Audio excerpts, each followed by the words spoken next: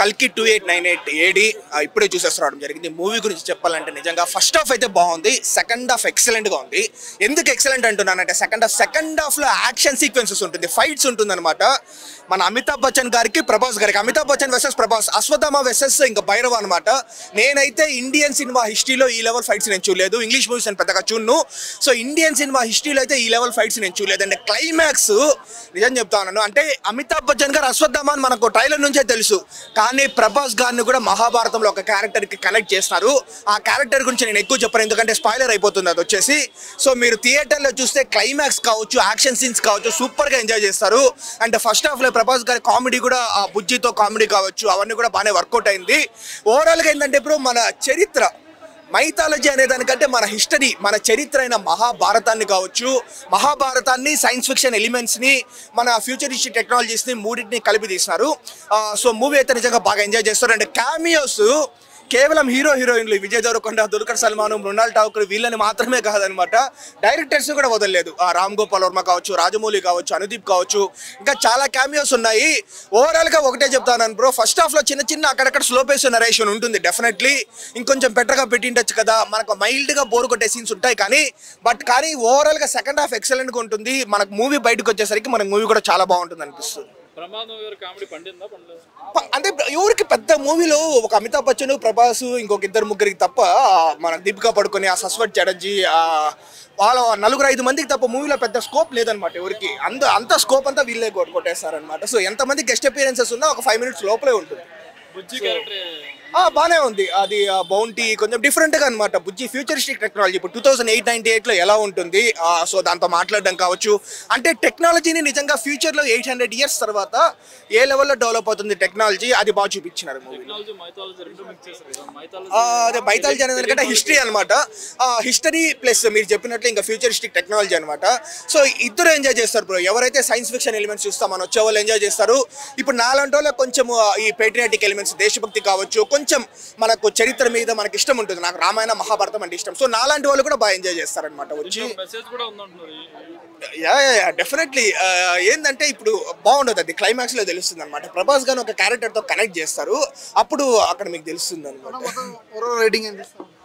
Overall rating నేను ఇవ్వలేను bro, but మంచి మూవీ. ఫస్ట్ హాఫ్లో అక్కడక్కడ కొంచెం స్లో ఉంటుంది, కానీ ఓవరాల్గా మంచి మూవీ, హ్యాపీగా ఎంజాయ్ చేస్తాను. ఉంది అదే చెప్తాను కదా బ్రో, ఈ నలుగురు తప్ప పెద్ద మూవీలు అందరిది 5 minutes లోపలేనమాట. ఎంతమంది ఉన్నా 5 minutes లోపలే. దిశా పటాని కూడా అంతే 5 minutes. మేబీ సెకండ్ పార్ట్లో ఏమైనా ఉండొచ్చేమో. ఇచ్చినారు బ్రో, ఇచ్చినారు. బట్ ఎవరైతే కమల్ హాసన్ గారి కోసం వస్తారో ఒకటి చెప్తాను, కమల్ హాసన్ గారికి మూవీలో 10 నిమిషాల మించి ఆయన స్క్రీన్ స్పేస్ లేదనమాట. సెకండ్ పార్ట్లో ఉంటుంది, కల్కి పార్ట్ 2లో ఉంటుంది. బాగానే ఇచ్చినారు. ఇప్పుడు ఏంటంటే డైరెక్ట్ కమల్ హాసన్ గారు దిగుతా ఉన్నట్లు ఇంకా చూపించినారు అనమాట రంగంలోకి. సో ఫస్ట్ పార్ట్లో ఏంటంటే it's kind of Prabhas versus Amitabh Bachchan. Second పార్ట్లో ప్రభాస్, అమితాబ్ బచ్చన్ వర్సెస్ కమల్ హాసన్ లాగా ఉండబోతుందని నేను అనుకుంటాను. ఆ లెవెల్ సస్పెన్స్ ఏం లేదు మరి. ఆ level Baahubali 2 why Kattappa killed Baahubali ఆ లెవెల్ లేదు, కానీ బట్ ఇచ్చినారు. అంటే కమల్ హాసన్ గారు దిగితే ఎలా ఉంటుంది, హ్యాపీగా థియేటర్కి వస్తారనమాట ఇంకా second part. Okay, thank you bro. Cinema అయితే అదిరిపోయిందన్న. కల్కి సినిమా చాలా బాగుంది. నా కళ్ళకి అయితే మాత్రం సూపర్గా ఉంది. నేను ఈరోజు నిజంగా చాలా అదృష్టం చేసుకున్నా అనిపించింది. ఎందుకంటే హిట్ అయిన సినిమాకి ఆ గెటప్ వేయడం, ఆ రివ్యూ చెప్పడం నిజంగా చాలా బాగుంది. హీరోయిన్ దీపికా పడుకునే చాలా బాగా అదరగొట్టేసింది. అలాగే అమితాబ్ బచ్చన్ గారు, అలాగే మన హీరో ప్రభాస్ గారు, వాళ్ళిద్దరి మధ్య ఫైట్స్ అయితే ఉన్నాయి. సూపర్ హిలేరియస్ కామెడీ కూడా ఉంది. బుజ్జి అండ్ భైరవ మధ్యలో ఆ కామెడీ కూడా చాలా బాగుందన్నమాట. విజువల్స్గా చూసుకుంటే మనం గ్రాఫిక్స్ వర్కౌట్ అవుద్దా, వర్కౌట్ చేస్తారా అనుకున్నాము. సూపర్గా వర్కౌట్ చేశారు. హాలీవుడ్ సినిమాల కన్నా మన సినిమాయే బాగుంది అని ఈ సినిమా అయితే నిరూపించింది. ప్రభాస్ గారికి అయితే మాత్రం గేట్స్ ఓపెన్ అయిపోయి హాలీవుడ్కి ఇంకా ఈ సినిమాతో రేపటి నుంచి డైరెక్ట్గా 5,000 వరకు వెళ్ళిపోవచ్చు. ఇంకా ఈ 500, 300 అయితే కాదు. సినిమా అయితే అదిరిపోయింది. బ్రహ్మానందం గారి కామెడీ అనమాట. కామెడీ చాలా బాగుంది. ఆర్జీవి గారు జస్ట్ చిన్న రోల్, అంటే ఒక ఐటమ్ ఇస్తాడు, ఆ ఐటమ్ ఒక డైలాగ్స్ అంటే నీకు విషయం చెప్పిన ఆయన రాగానే ఇదేంటి ఈయన సినిమాలో ఉన్నాడు అనే మైండ్ వెళ్ళిపోయింది తప్ప అక్కడ ఏం సీన్ జరుగుతుందో మర్చిపోయారు. అలాగే రాజమౌళి గారు చాలా బాగా చేశారు. రాజమౌళి గారు సూపర్. అది కూడా ప్రతిదీ మనకి తెలిసిన కామెడీయే చాలా బాగా వర్క్. మూవీ హైలైట్ అంటే ఏం చెప్తారు? మూవీలో హైలైట్ అయితే మనం చూడటమే, ఈ సినిమా టికెట్ మనం దొరకడమే హైలైట్. ప్రభాస్ చూడడమే హైలైట్ అంటారా? ప్రభాస్ చూడడమే హైలైట్ అంటారా? అంతే. ఎందుకంటే ప్రభాస్ గారు ఈ సినిమాలో చాలా తక్కువ కనిపించారు తెలుసా మీకు. మొత్తం అమితాబ్ బచ్చన్ గారే కవర్ చేశారు స్క్రీన్ అంతా, అదర కొట్టేశారు. పార్ట్ 2 ఎలా ఉండబోతుంది? పార్ట్ 2 ఎలా ఉండబోతుంది నాకేం తెలుసు బ్రో. అంటే కొద్దిగా సినిమా తీసేది నేను చెప్తాను కదా. పార్ట్ 1 చూశాను కాబట్టి దాని గురించి చెప్పాను. ఆర్జీవి గారి క్యారెక్టర్ బాగుంది. క్యారెక్టర్ అంటే ఏం లేదు, జస్ట్ 2 minutes ఉంటుంది సీన్. ఆ సీన్ చాలా బాగుంది, ఎవరు ఊహించింది హఠాత్ పరిణామం. దుల్కర్ గారిది కూడా ఒక 4 minutes ఉంటుంది, చాలా బాగుంది. మూవీ సూపర్ ఉంది, చాలా బాగుంది. నిజంగా హాలీవుడ్ కి ప్రభాస్ గారికి ఇది ఎంట్రీ టికెట్, అదిరిపోయింది. అలాగే దీపికా పడుకునే గారి యాక్టింగ్, అమితాబ్ బచ్చన్ గారు ఫైట్స్ చాలా బాగుంది. Super super super super super. Deepika పడుకునే అంటే కామెడీగా ఉండాలి, చూడ రివ్యూ వాళ్ళు కూడా నవ్వాలి. చిట్టి కాదు, బుజ్జి. అదే నేను పార్ట్ 2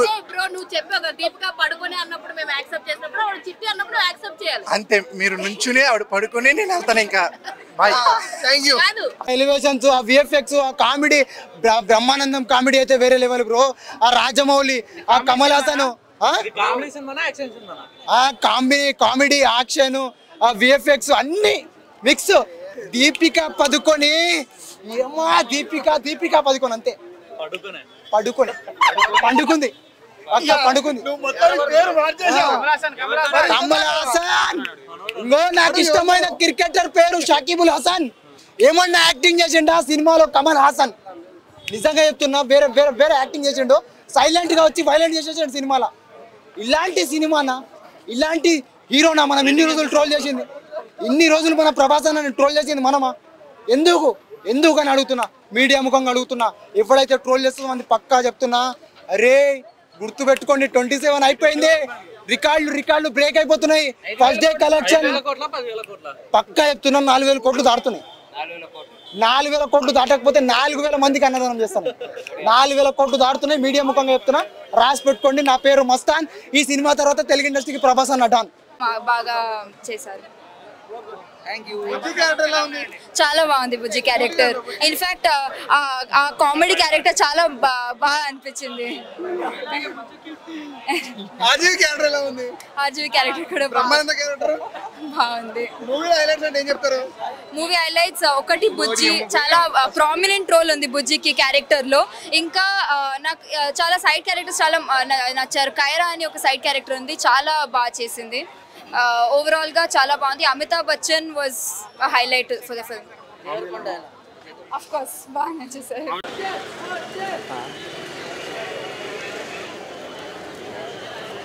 అదే వాళ్ళకి టికెట్లు ఉన్నాయా?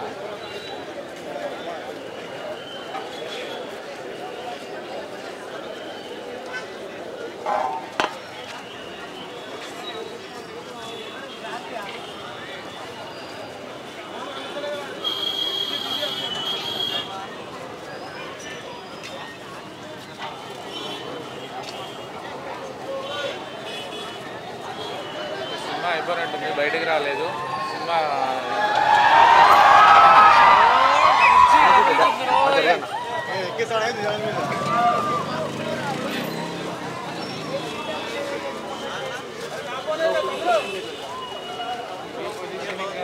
మూవీ అయిపోలేదు.